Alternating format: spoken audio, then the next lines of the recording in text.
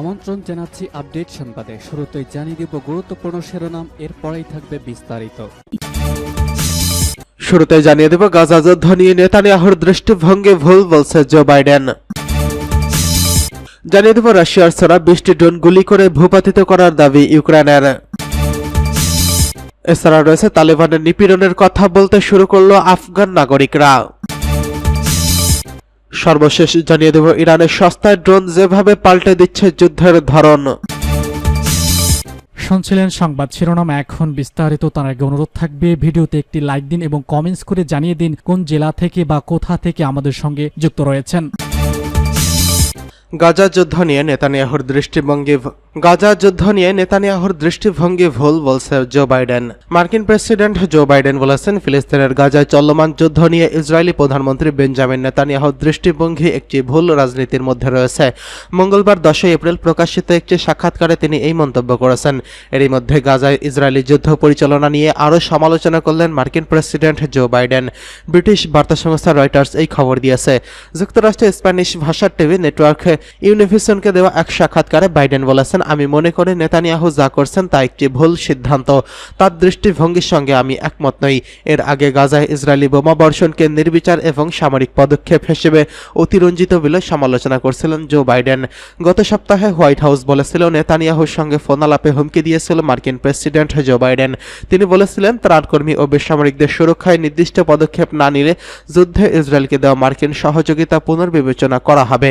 World central kitchen নামে একটি ত্রাণ গোষ্ঠীর 7 কর্মী ইসরায়েলি বিমান হামলায় নিহতের পর এই ফোন আলাপ অনুষ্ঠিত হয়েছিল। সাক্ষাৎকারে বাইডেন বলেছেন, আমি যে আহ্বান জানাচ্ছি তা হলো শুধু একটি যুদ্ধবিরতি যা আগামী 6 থেকে 8 সপ্তাহ হতে পারে। এতে খাবার ও ঔষধ দেশটিতে প্রবেশ করবে। গাজায় ইসরায়েলি আগ্রাসন শুরুর পর থেকে আন্তর্জাতিক সম্প্রদায়ের সমালোচনা করে আসছে জো বাইডেন। যুক্তরাষ্ট্রের নিয়মিত বিক্ষোভের মুখে পড়েছেন বাইডেন এবং এসব বিক্ষোভের অংশ নিচ্ছে যুদ্ধবিরোধী অ্যাক্টিভিস্ট মুসলিম ও আরব আমেরিকানরা। তারা গাজায় যুদ্ধবিরতি ও স্থায়ী যুদ্ধবিরতির জন্য ইসরায়েলকে দেওয়া মার্কিন সহযোগিতা বন্ধের দাবি জানাচ্ছেন। দ্বিতীয় বিশ্বযুদ্ধের পর থেকে অন্য যে কোনো দেশের চেয়ে বেশি মার্কিন বৈদেশিক সহযোগিতা পেয়েছে ইসরায়েল। যদিও রাশিয়া 2022 সালে ইউক্রেনের সর্বাত্মক আক্রমণের পর কিয়েভকে দেওয়া তহবিল ও সামরিক সরঞ্জাম সরবরাহের ফলে গত 2 বছরে এই সহযোগিতা কিছুটা কমেছে। যুক্তরাষ্ট্র জাতিসংঘের নিরাপত্তা পরিষদে ইসরায়েলকে রক্ষা করে আসছে এবং গাজা যুদ্ধের বিষয়ে 3টি খসড়া প্রস্তাব ভেটো দিয়েছে। তবে গত মাসে নিরাপত্তা পরিষদ অবিলম্বে যুদ্ধবিরতির আহ্বান জানানো একটি প্রস্তাবে ভোটদানে বিরত থেকে প্রস্তাবটির পাশের সুযোগ দিয়েছিল দেশটি। উল্লেখ্য, 7 অক্টোবর হামাসের হামলায় প্রায় 1200 জন নিহত এবং 250 জনকে জিম্মি করা হয়েছে ইসরায়েলে দাবি করেছে। এই হামলার জবাবে গাজায় ইসরায়েল আগ্রাসন শুরু করে। গাজায় স্বাস্থ্য মন্ত্রণালয়ের তথ্য অনুসারে 6 মাসেরও বেশি ইসরায়েলি আগ্রাসনে নিহত ফিলিস্তিনিদের সংখ্যা 33,000 ছাড়িয়ে গেছে। ইসরায়েলের বিরুদ্ধে গণহত্যার অভিযোগ এনেছে কয়েকটি দেশ, তবে দেশটি তা অস্বীকার করে আসছে। এদিকে রাশিয়ার ছোড়া 20টি ড্রোন গুলি করে ভূপাতিত করার দাবি ইউক্রেনের। ইউক্রেনের আকাশ প্রতিরক্ষা ব্যবস্থা রাশিয়ার ছোড়া 20টি ড্রোন গুলি করে ভূপাতিত করেছে। ইউক্রেনীয় বিমান বাহিনীর কমান্ডার মাইকোলা ওলেশচুক এই কথা জানিয়েছেন। ব্রিটিশ বার্তা সংস্থা রয়টার্স এই খবর জানিয়েছে।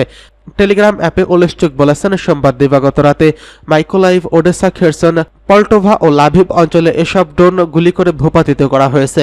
তিনি বলেছেন, রাশিয়ার 4টি S-300 ভূমি থেকে আকাশে নিক্ষেপযোগ্য ক্ষেপণাস্ত্র ছুড়েছে, তবে ক্ষেপণাস্ত্রগুলোর পরিণতি কি হয়েছে তা তিনি বলেননি।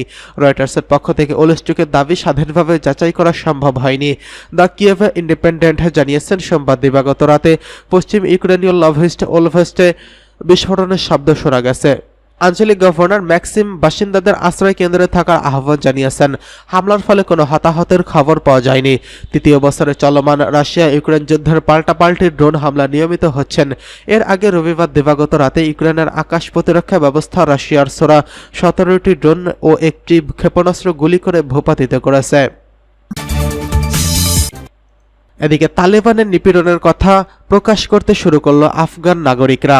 আফগান নাগরিকদের উপর এবং নারীদের উপর বিশেষ করে সামাজিক ও রাষ্ট্রীয় অন্যায় অত্যাচার নিয়ে এতদিন খবর পাওয়া যেত আন্তর্জাতিক সংবাদ মাধ্যমগুলো, ব্লগ ও সামাজিক যোগাযোগ মাধ্যমে। এখন সরাসরি নিজেদের খবর সংবাদ মাধ্যমে তুলে ধরার প্ল্যাটফর্ম পেয়েছেন আফগান নাগরিকরা। প্রবাসী আফগান নারীরা মিলে গড়ে তুলেছেন জান টাইমস নামক একটি অনলাইন সাময়িকী, যেখানে শাসক গোষ্ঠী তালেবান কর্তৃক বিভিন্ন নির্যাতনের কথা তুলে ধরেছেন নারীরা। সাময়িকীতে জহুরা নাদের এক ফেরেশতা গনি লেখায় জানা গেছে মুরসালিনের জীবন কথা। সাক্ষাৎকারে তিনি বলেছেন, বিকাল 4টার পর মাস্ক মুখে দিয়ে মুখ ঢেকে দীর্ঘ কালো হিজাব পরে কর্মস্থল থেকে বের হয়েছিলেন তিনি। তার জানা ছিল জনসম্মুখে যেতে হলে তালেবানের আদেশ মেনে হিজাব পরতে হবে এবং 2022 সালের মে মাসে কার্যকর হওয়া এই আদেশটিতে বলা হয়েছিল সব নারীকে জনসম্মুখে তাদের মুখ ঢেকে রাখতে এবং এটা না করলে তাদের পুরুষদের এবং আত্মীয় স্বজনদের কারাগারে নেওয়ার ঝুঁকি থাকবে। সেদিন সন্ধ্যায় মুরসাল বাড়ি যাওয়ার সময় পেছন থেকে কেউ একজন তার হাত ধরছিল। তিনি লেখককে বলছেন, আমি যখন পেছনে ফিরে তাকালাম, কালো রঙের পোশাকে মাথা থেকে পায়ে পাতা পর্যন্ত ঢেকে যাওয়া এক নারী আমাকে একটি গাড়ির দিকে টেনে নিয়ে গেলেন। আমি চিৎকার করে বললাম, আপনি আমাকে কোথায় নিয়ে যাচ্ছেন? তারপর বেশ কয়েকজন তালেবান সেনা এসে আমাকে ঘুষি ও লাথি মারতে শুরু করে। তাদের গাড়িতে আমাকে জোর করে তোলার আগ পর্যন্ত মারধর চলতে থাকে। গাড়িতে উঠে আমি আরেকজন হাজারা নারীকে দেখতে পাই। জান টাইমসের পক্ষ থেকে তাদের সঙ্গে যোগাযোগ করা হলে তিনি অডিও বার্তায় এসব কথা জানান।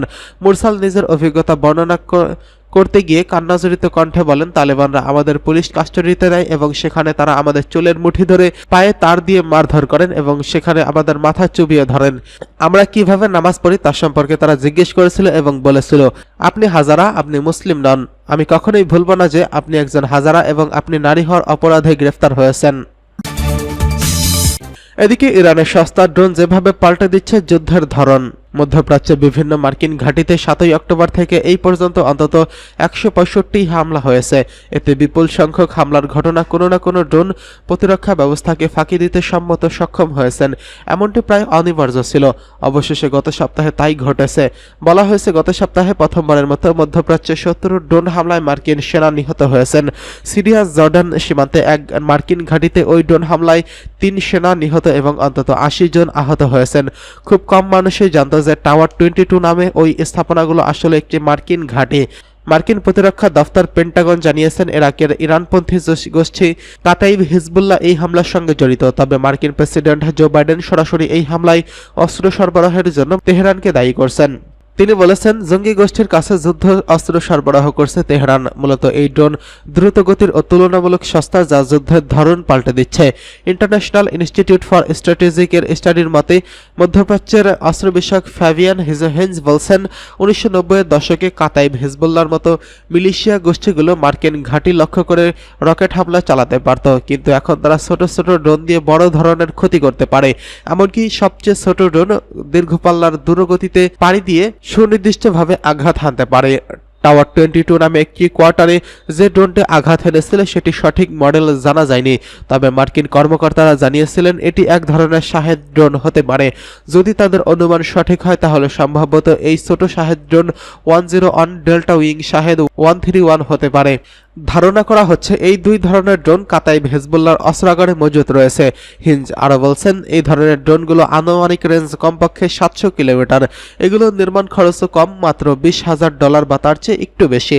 মার্কিন বিশেষজ্ঞদের মতে ড্রোনটির ডিজাইন বা সম্ভাব্য নির্মাতা প্রতিষ্ঠান Shahed aviation industries research centre ইরানি। এই সংস্থাটির দেশটির ইসলামী বিপ্লবী গার্ড কর্পোরেশনের আওতাধীন।